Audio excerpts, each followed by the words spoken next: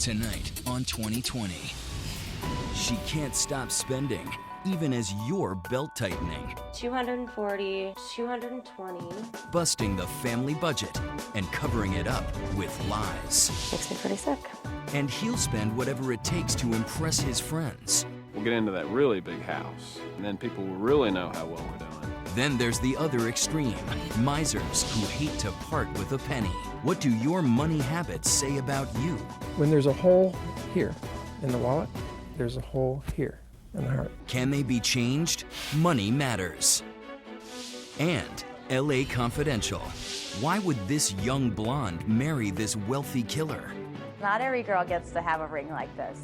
Meet Mrs. Phil Spector, the wannabe rock singer who snagged a music legend. Gold digger. You're just after his money. Now she's running his empire while he sits in prison for murder. He just doesn't deserve this. Is she in it for love or money? Plus, it's making headlines now. We have finally decided to fix what's broken about healthcare in America. Do our neighbors to the north really have a better system? Animals in Canada get far better care than human beings. Will Washington give us a sick plan? And now, John Stossel and Elizabeth Vargas. Let's talk about money. Everyone is these days, but did you know that the way you deal with money, what it means to you, how you spend it or don't, is about more than the balance in your bank account? The people you'll meet now are about to find that out. They have problems with money. It's hurt their marriages and their children. And when you see how much they spend, you'll see why. Juju Chang is with them as they try to get help. Meet Nikki Evans' shoes. So some of these look like they haven't been worn. These look brand new. They are. I mean, they're not new per se, but they've been worn once. Those have been worn once. This one right here, I got at Zappos about 5-6 months ago. Right. Wore those once. 32-year-old Nikki and her extensive shoe collection lives in Appleton, Wisconsin, with her husband and 3 boys. For more than a decade, she's been addicted to shopping. Total count, what's the total number of shoes? I want to say approximately 160. And when you reached that number, 149, 150, what were you thinking? It's like you spiral out of control. You just keep doing these things and doing these things. And then you feel a little bit of remorse, so maybe you stop for a little bit, and then you do it again and do it again and do it again, and it's a vicious cycle. But when I was looking at all of these, it's really it's a sickening feeling. All the money I've wasted, the money we could have saved, invested, it's all here in my shoe collection. And it's not just shoes. Nikki has a compulsive buying disorder. She's bought 100 tubes of lip gloss, stacks of cosmetics and fragrance candles, and closets full of jeans. And they're not the kind you get at Walmart. 320. That's expensive. 250. These are the boyfriend jeans that are really popular right now. 240. How many cards have you maxed out? How much debt are you in? Currently, credit card debt alone, probably about $38,000 right now. For years, she committed financial infidelity, lying to her husband about her spending. And finally, when he discovered her secret, he took away all her credit cards. The marriage, once solid, was on the brink of collapse. Money that could have been saved for her children's education, gone. The fact that I'm hurting my husband and my kids for something that they didn't even do, that they had no control over, that makes me pretty sick. Months ago, Nikki promised her husband she wouldn't shop. Yet the day we were at her house, the UPS man paid a visit. What is this? Honestly, I'm surprised here. Oh my gosh. You're hiding them. Nope, these are my shoes. I exchanged these. Just what you need, a new pair of shoes. She's tried to get help for what she calls her addiction. She even went to a local mental health clinic. I'm a shopaholic. Is there anybody here that can help me? And she pretty much laughed at me. With nowhere else to turn, Nikki agreed to let us fly her to Tennessee and sponsor her in what's likely the only live-in, week-long money treatment center in the country. She joined 9 others who agreed to say goodbye to cell phones, Blackberries, and TVs so they could focus on taming their out-of-control money habits. A money disorder is a self-defeating, self-destructive, relatively persistent, resistant to change behavior involving money. Psychologist Ted Klontz is leading the group, along with his son Brad, a clinical psychologist. And there's financial planner Rick Kaler. Some common money disorders? Compulsive buying disorder, workaholism, financial enabling, financial incest, compulsive hoarding. Those are the main ones we see. What makes this workshop unique is the belief that serious money issues are not about money. So money is basically the symptom, but it's actually not the disease. The real disease is a complicated mix of psychological baggage that this week is designed to unpack. Using therapeutic exercises, role-playing, meditation, and behind closed doors group therapy, the goal is to find the root of the problem and then change behavior. I've lived with the Nikki that I am since I was like 16, 17, you know? And coming here and trying to find the Nikki that I probably already should have been, it's gonna be tough. Every morning starts out with what they call a feelings check. I've had this tenseness all over me for about 2 weeks that I just can't get rid of it. And I'm just realizing that, so I've got a lot of issues and it all kind of revolves around money. Jo Ellen Patton from Birmingham, Alabama had a long career as a flight attendant, but gave it up to stay home with her 3 children. Soon after, her marriage fell apart. I get alimony and child support. I have 3 children, and so I am financially totally dependent. It makes me feel worthless, powerless. It just makes me feel very small.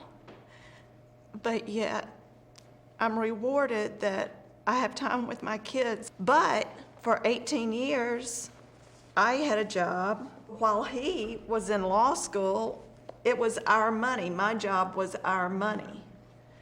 So I quit after I had my 3rd child, and now I have nothing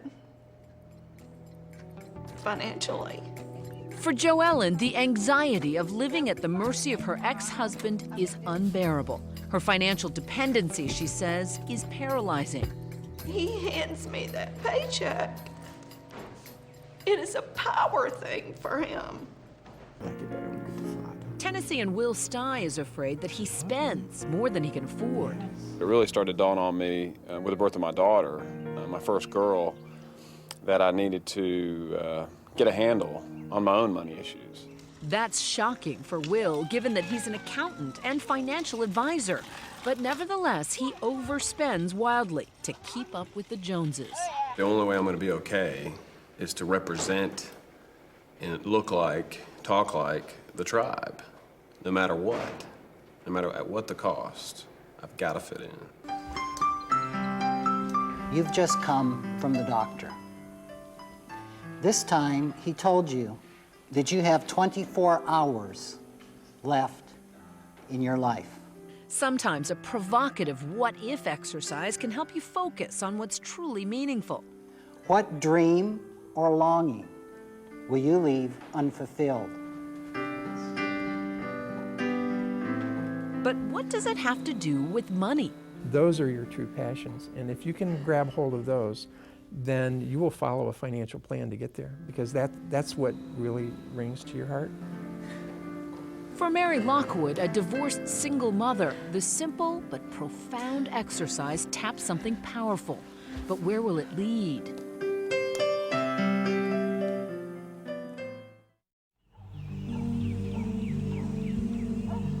Mary Lockwood, like the others at Money Rehab here in Tennessee, has deeply ingrained beliefs about money. We all do. Money buys power, love, happiness. I want you to imagine you now have all the money. But right now, the question for the group is, you have 24 hours to live. What are your unfulfilled dreams and goals? List as many things as you possibly can.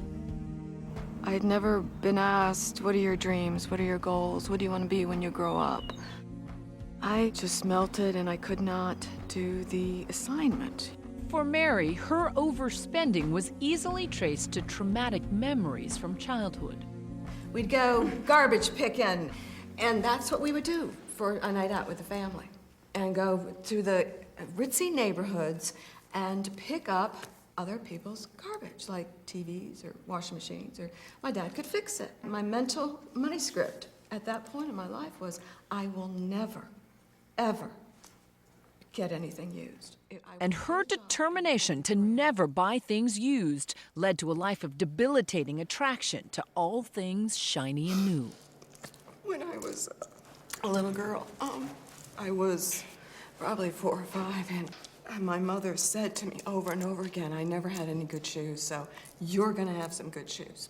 Okay, so we went to the shoe store, and she bought me these good shoes. They were the ugliest effing shoes I've ever seen in my life. Damn it, but they're good shoes, you know? And she made me wear these shoes to school. I'm always profoundly moved by the way children experience what we would call normal everyday events.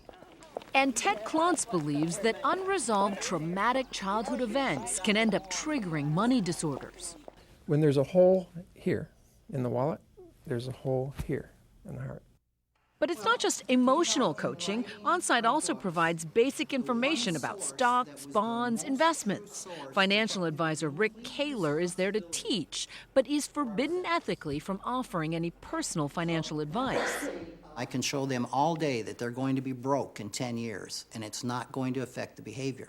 If going to your financial planner doesn't fix it, then we're looking at some kind of history. And until that history is uncovered and discovered, then there won't be any changes.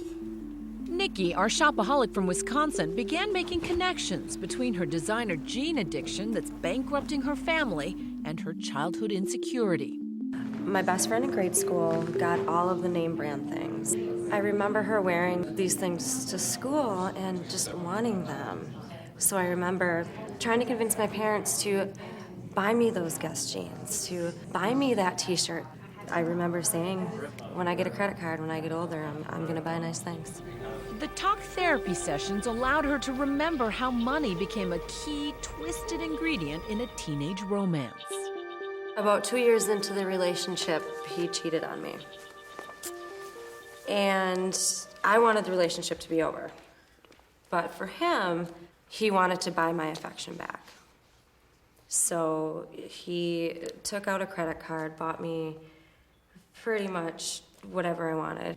And eventually, in my mind, that became the norm. And now, what people don't buy me, I buy myself. So it's like... But Nikki's biggest breakthrough was still to come. Meanwhile, others, like Will Stye, the guy driven to keep up with the Joneses, began to piece together early memories for how money buys status. The members-only jacket was a very important status symbol. And when I came home to talk to my very thrifty mother, wonderful, dear soul that she is, and tried to explain the situation in only a fashion an 11-year-old can, she did what she thought was the solution, and that was to go get a knockoff. Can't put that on and go to the bus stop and wait. Those kids are gonna laugh at me and they're gonna make fun of me. Like, come on, bro, what you got? As an adult, Will drives a fancy SUV, has a big house, and yet even though the bad economy threatens his lifestyle, he still feels the pressure to move up the status ladder. And remember financially dependent Jo Ellen, the former flight attendant? She says she often flashes back to her childhood. I remember there was a new girl in school, and I lived in a very small town. She said, "Oh, you're the girl whose mom is having..." It was just mean-spirited gossip about her family and money, but the shame she felt set her on a collision course with money trouble. She suffered from financial egotism, acting richer than she was, dishonest about money growing up to the point of stealing from her own family. I would steal $100 out of my granddaddy's wallet. And today, Jo Ellen worries excessively about losing her house, helplessly at the mercy of her ex-husband. A way to do that. Ted Klontz hopes the workshop will help her see her own strengths. Just meeting all of you guys. She has incredible abilities and capabilities, but she doesn't believe that. She discounts herself. Yeah. Grant me the serenity. On the 5th day of the workshop, Nikki made a startling discovery. It started as she drew her money egg, a diagram of early life experiences. One of the things that she mentioned in that egg was, well, I guess I would have to start at birth. My mom and dad walked away from me. At birth, Nikki had been abandoned by her teenage mother and sent to an orphanage. She was premature, ill, and required some surgery. Ted Klontz had her role play the trauma in a private session. The way he put it is that, how would you feel for 9 weeks of your infant life not being held or touched, hooked up to machines, poked, prodded, having surgery when you're an infant, when all you really want to be is held and nurtured? And the door from there, I can't even tell you. I don't think I've cried so hard in my life. So does money equal love for her? Yes. And so Nikki healed a wound she didn't even know she had. Every time I feel lonely or I feel a sense of rejection, every time I feel abandoned, I shop. There's always that void, and it's been there my whole life. All the graduates say they're taking home a simple yet powerful new understanding of what drives their bad relationships with money. Joellen plans to rely less on her ex-husband and complete her studies as a dental hygienist. And when he got home, Will and his wife decided to make a budget. And Nikki? My old money script was, I don't own money, money owns me. My new money script is, I have a brand new relationship with money, and damn, it feels good. There is nothing ordinary about Phil Spector. The legendary music producer made millions transforming rock and roll with a big sound. He wore wigs, brandished guns, and then he murdered an aspiring actress in his home. So why would his wife vow to stay with him until death do us part? Meet her now as Chris Conley gets personal with the fourth Mrs. Spector. The defendant is sentenced to 15 years to life. It was just this spring when a jury convicted Phil Spector of second-degree murder in the 2003 death of Lana Clarkson, the actress who came home with Spector from a club on the Sunset Strip one night and ended up dead of a single gunshot wound just a couple of steps inside his front door. As Spector began